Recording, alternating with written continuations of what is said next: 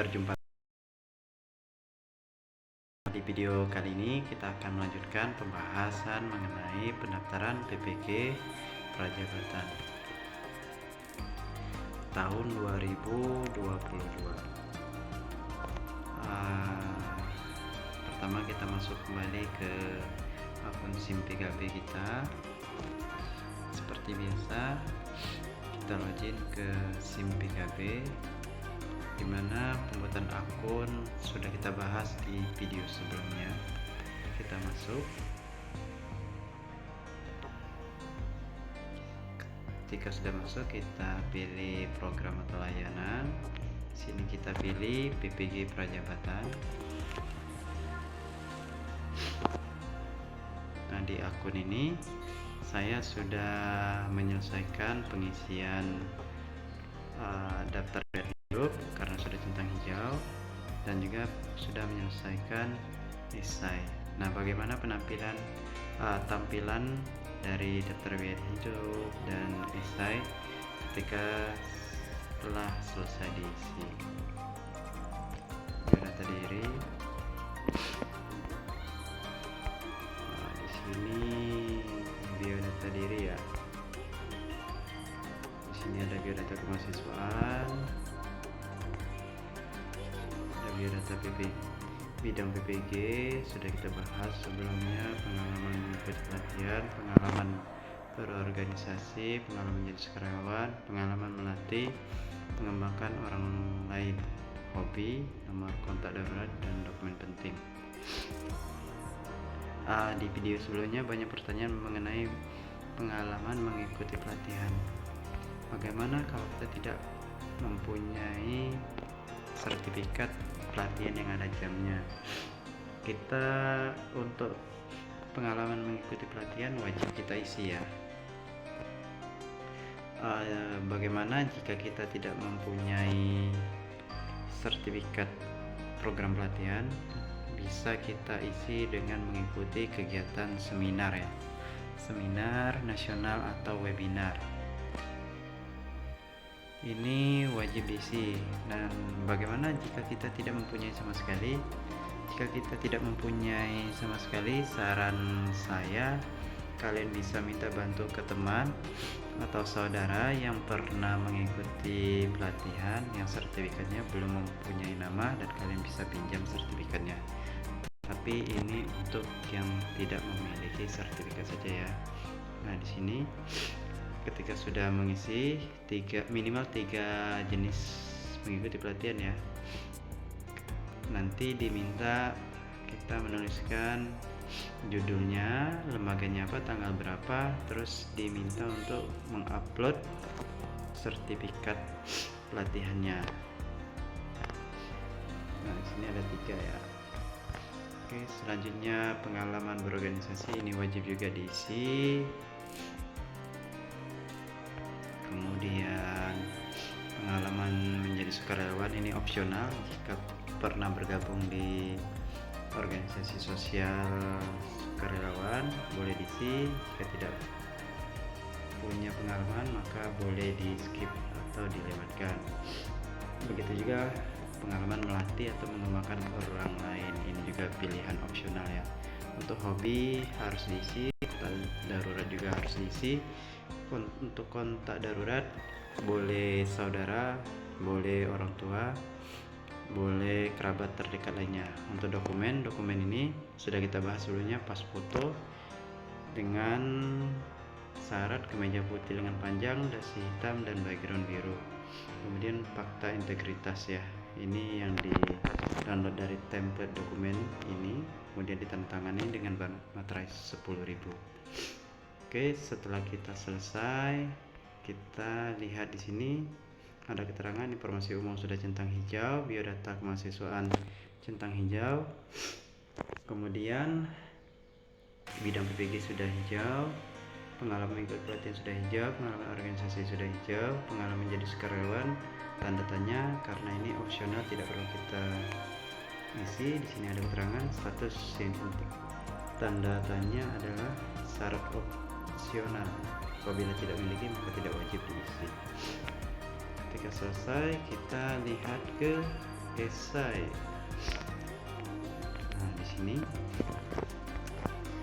ketika semua sudah kita isi, kita simpan, maka pertanyaan esai sudah diblok ya, tidak bisa kita klik lagi. Pernyataan sini juga kelengkapan esai sudah centang hijau. Nah, langkah selanjutnya yaitu pembayaran belum aktif. Di sini keterangannya kenapa belum aktif, karena kita menunggu tahap verifikasi peserta PPG. Nah, untuk tahap pembayaran itu dimulai dari tanggal 20 Juni. Untuk lebih jelas kita lihat di pengumuman Kemendikbud masalah pendaftaran PPG Prajabatan tahun 2022. Oke, sekarang kita coba lihat jadwal pelaksanaan seleksi calon mahasiswa PPG Prajabatan tahun 2022. Nah, kita lihat pendaftaran seleksi calon mahasiswa itu dimulai dari tanggal 1 sampai 30 Juni 2022. Pendaftaran seleksi untuk lulusan luar negeri tanggal 1 sampai 25 Juni. Webinar tata cara pendaftaran itu sudah selesai di tanggal 6 Juni kemarin. Selanjutnya masa pembayaran biaya pendaftaran dan seleksi tahap 1 dan 2 itu tanggal 20 sampai 30 Juni 2022. Jadi ketika kita sudah selesai mengisi biodata diri atau daftar riwayat hidup, selanjutnya kita selesaikan esai. Setelah kita selesai, kita tunggu tahap verifikasi di tanggal 20, baru bisa kita mulai bayar. Seleksi pembayaran tersendiri itu sebesar, kita lihat ya, sebesar 200.000 kalau tidak salah. Nah, ini di tahap 2. Nah, ini tahap seleksi bersifat sekuensial, sehingga jika dinyatakan tidak lolos pada salah satu tahap, maka tidak dapat melanjutkan ke tahap berikutnya. Biaya pendaftaran dan seleksi tahap 1 dan 2 sebesar 200.000 ditanggung oleh calon mahasiswa. Nah, sekarang kebetulan kita sedang membuka pengumuman dari Kemendikbud mengenai pendaftaran PPG Prajabatan tahun 2022. Kemarin di video sebelumnya ada pertanyaan, bagaimana kalau kita sudah terdaftar di Dapodik, apakah masih bisa mendaftar di jalur PPG Prajabatan? Sebenarnya PPG Prajabatan ini adalah khusus untuk calon guru yang belum mengajar ya, belum terdaftar di Dapodik. Sedangkan bagi guru yang sudah terdaftar di Dapodik itu bisa mengikuti jalur PPG dalam jabatan. Karena kalau sudah terdaftar di Dapodik, kita sudah punya tanggung jawab mengajar, maka akan sangat sulit kita untuk mengikuti PPG Prajabatan, karena PPG Prajabatan ini berlangsung selama 2 semester atau 1 tahun. Sedangkan kalau kita dalam jabatan, pelaksanaan PPG-nya berlangsung hanya 3 bulan, sehingga kita masih bisa mengajar. Nah, adapun persyaratan yang diberikan oleh Kemendikbud dan Riset Dikti, yang pertama warga negara Indonesia, yang kedua tidak atau belum pernah terdaftar sebagai guru atau kepala sekolah pada data pokok pendidik atau Dapodik. Jadi di sini sudah jelas ya bahwa yang belum terdaftar di Dapodik. Nah, bagi yang mau coba-coba yang sudah terdaftar di Dapodik boleh juga mencoba, tapi di sini lebih ditekankan adalah yang belum terdaftar di Dapodik. Yang ketiga, berusia paling tinggi 32 tahun pada Desember tahun pendaftaran.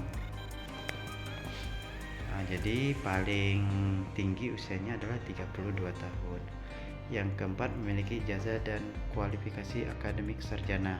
Nah, kemarin banyak yang bermasalah nomor ijazah tidak terdaftar di PD Dikti. Nah, bagi yang bermasalah, yang tidak mempunyai bagi yang tidak terdaftar, segera diurus ke operator prodi di universitas masing-masing, segera diurus supaya kita bisa melanjutkan pendaftaran PPG Prajabatan. Yang kelima, memiliki indeks prestasi kumulatif atau IPK paling rendah 3,00. Yang keenam, memiliki surat keterangan sehat jasmani dan rohani. Ini peruntukan bagi yang telah lulus tahap 1, 2, dan 3 ya, sudah masuk tahap pemberkasan. Yang ketujuh, memiliki surat keterangan ini sama setelah lulus dari seleksi tes ya. Yang kesembilan, menandatangani fakta integritas itu di tahap 1. Yang terakhir 10, mengikuti tahapan seleksi, yaitu seleksi administrasi, tes substantif, dan tes wawancara. Nah, itu adalah syarat mengikuti PPG Prajabatan tahun 2020. Sekian video kali ini. Untuk mendukung video ini supaya tetap berkembang dan menjadi lebih baik lagi, mohon di subscribe, like, dan komen, dan sebarkan ke teman-teman yang lainnya. Semoga bermanfaat. Berikutnya kita akan bahas mengenai kisi-kisi soal pretest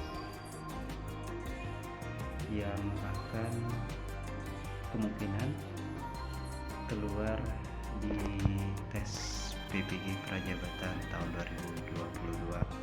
Sekian, terima kasih. Wassalamualaikum warahmatullahi wabarakatuh.